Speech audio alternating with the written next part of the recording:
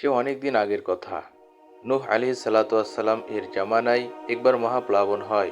মহাপ্লাবন থেকে সকল প্রাণীকুলকে রক্ষা করার জন্য আল্লাহ তাআলা নূহ আলাইহিস সালাতু ওয়াসসালামকে জাহাজ নির্মাণের নির্দেশ দিলেন এবং সেই জাহাজে মহাপ্লাবনের পূর্ব মুহূর্তে পৃথিবীর সমস্ত প্রাণীকুলের এক জোড়া করে প্রাণী উঠাতে নির্দেশ দিলেন। আল্লাহ তাআলার নির্দেশ মতো নূহ আলাইহিস সালাতু ওয়াসসালাম প্রত্যেক প্রাণী এক জোড়া করে জাহাজে উঠাতে লাগলেন।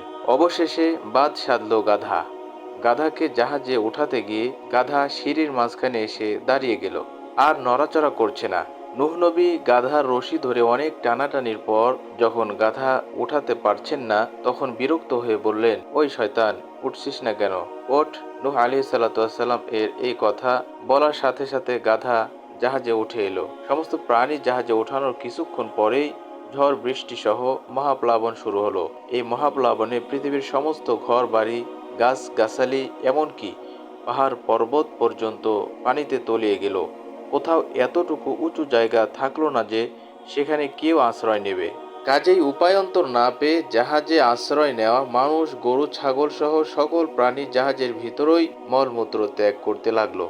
কয়েকদিনে মানুষ, গরু, ছাগল সহ বিভিন্ন প্রাণী ও পশু পাখিদের মলমূত্র ময়লা একাকার হয়ে এমন দুর্গন্ধ শুরু হলো যে মানুষের সেখানে টিকে থাকাই মুশকিল হয়ে গেল।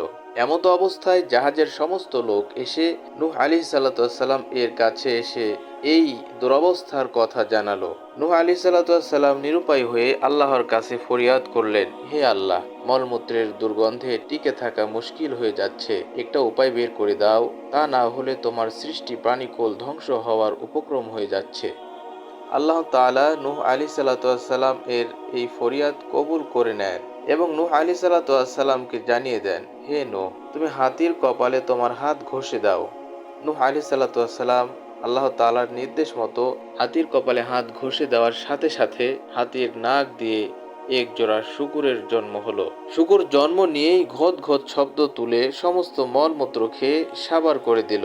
ইহাতে জাহাজের সব মলমূত্র পরিষ্কার হয়ে গেল এবং লোকজনের বসবাসের পরিবেশ ফিরে এলো। কিন্তু এর কিছুক্ষণ পরেই নতুন সমস্যা দেখা দিল। জাহাজের তলা ছিদ্র হয়ে পানি উঠতে লাগলো। নূহ আলাইহিস সালাতু ওয়াসসালাম এটা দেখার পর খুব বিচলিত হয়ে পড়লেন, জাহাজের তলা ছিদ্র হলো কি করে? জাহাজের তলা তো ছিদ্র হওয়ার কথা নয়। ভালো করে খেয়াল করে দেখেন, ছোট ছোট কিছু প্রাণী কুটকুট করে কাঠ কেটে জাহাজের তলা ছিদ্র করছে। এই ঘটনা দেখে নূহ আলাইহিস সালাতু ওয়াসসালাম আশ্চর্য হয়ে গেলেন। তিনি মনে মনে চিন্তা করতে লাগলেন, এমন প্রাণী তো আমি জাহাজে উঠাই নাই, এগুলো এলো কি করে? বিষয়টির রহস্য উদ্ঘাটন করার জন্য পুরো জাহাজ তন্ন তন্ন করে খুঁজতে লাগলেন। এই ছোট ছোট কাঠ কাটা প্রাণী কে নিয়ে এলো? এক সময় সেই রহস্যের আবিষ্কারককে পেয়েও গেলেন। দেখেন, জাহাজের এক কোণে শয়তান চুপ করে জড়সড় হয়ে বসে আছে। শয়তানকে দেখেই নূহ আলাইহিস সালাতু ওয়াসসালাম রেগে গেলেন। ধমক দিয়ে বললেন, এই শয়তান, তোকে তো আমি উঠতে বলি নাই, তুই উঠলি কি করে? কার হুকুমে উঠেছিস? শয়তান কাঁচুমুচু করে জবাব দিল, হুজুর, আপনার বিনা হুকুমে উঠি নাই। নূহ আলাইহিস সালাতু ওয়াসসালাম শয়তানের এই কথায় খুব রেগে গিয়ে বললেন, এই শয়তান, আমি তোকে কখন উঠতে বললাম? মিথ্যা কথা বলার জায়গা পাস না? শয়তান অনুনয় বিনয় করে বলল, না হুজুর, আপনার হুকুম ছাড়া আমি উঠি নাই, আপনি হুকুম দেওয়ার পরে জাহাজে উঠেছি। নূহ আলাইহিস সালাতু ওয়াসসালাম আরো রেগে গেলেন এবং বললেন, এই শয়তান, আমি তোকে কখন জাহাজে উঠতে বললাম? শয়তান বলল, হুজুর, আপনি যখন গাধাকে জাহাজে উঠানোর জন্য টানাটানি করতেছিলেন, তখন আমি গাধার লেজ ধরে বসেছিলাম। গাধা কোনো ক্রমেই আর উঠতে পারছিল না।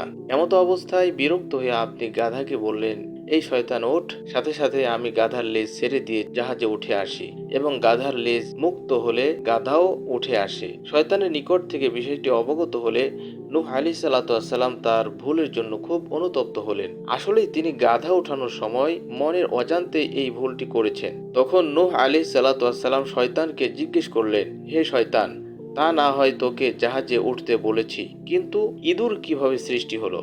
শয়তান তখন নূহ আলাইহিস সালাতু ওয়াসসালামকে বলল, হুজুর, যখন সমস্ত প্রাণীকুলের মলমূত্রের গন্ধে আপনারা কষ্ট পাচ্ছিলেন, আমি তখন খুব খুশি হয়েছিলাম। কিন্তু আপনি হাতির কপালে হাত ঘষলে শূকরের জন্ম হয়। শূকর জন্ম নিয়েই সমস্ত মলমূত্র খেয়ে সাবার করে দেয় এবং জাহাজের দুর্গন্ধ দূর হয়ে যায়। আমার আনন্দ মুহূর্তের জন্য ভাটা পড়ে যায়। তখন আমি আপনাদের কষ্ট দেওয়ার জন্য শয়তানি বুদ্ধি খুঁজতে থাকি এবং আপনার দেখা দেখি শূকরের কপালে হাত ঘষে দেই। হাত ঘষে দেওয়ার সাথে সাথেই এক জোড়া ইঁদুরের জন্ম হয়।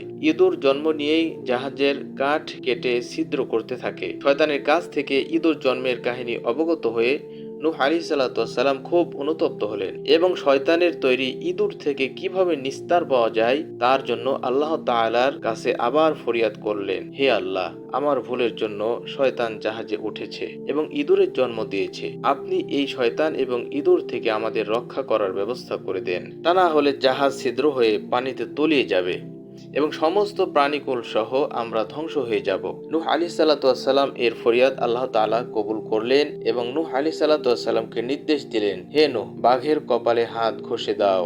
নূহ আলাইহিসসালাম আল্লাহ তাআলার নির্দেশ অনুযায়ী বাঘের কপালে হাত ঘষে দেওয়ার সাথে সাথেই বাঘের নাক দিয়ে এক জোড়া বিড়ালের জন্ম হলো। বিড়াল জন্ম নিয়েই ইঁদুর তাড়া করতে লাগলো। বিড়ালের তাড়া খেয়ে ইঁদুর আর কাঠ কাটার সুযোগ পেল না, নিজের জান বাঁচাতে দৌড়াদৌড়ি করতে লাগলো। বিড়াল জন্ম থেকেই ইঁদুর তাড়ানোর কাজে ন্যস্ত এবং বর্তমানেও বিড়ালদের এই চরিত্র নষ্ট হয় নাই। বিশেষ দ্রষ্টব্য: হাতি থেকে শূকরের জন্ম, শূকর থেকে ইঁদুরের জন্ম এবং বাঘ থেকে বিড়ালের জন্ম হওয়ার কারণে হাতির সাথে শূকরের এবং শূকরের সাথে ইঁদুরের চেহারার যেমন মিল আছে, তেমনি বাঘের সাথেও বিড়ালের চেহারার মিল আছে।